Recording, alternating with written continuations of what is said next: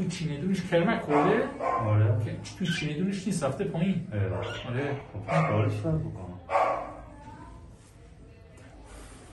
چه دیشب نیبردینش؟ آقا دیشب بردمش آیت الله کاشانی، اونجا نتونست کاری بکنه، گفت باید ببره یه جا دیگه و ما هم بیرون موندم.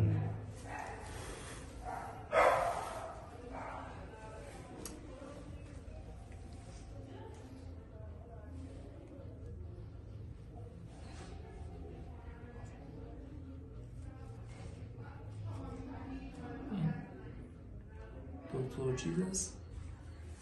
محمودی بود هستش؟ یک ساعت قبل بود.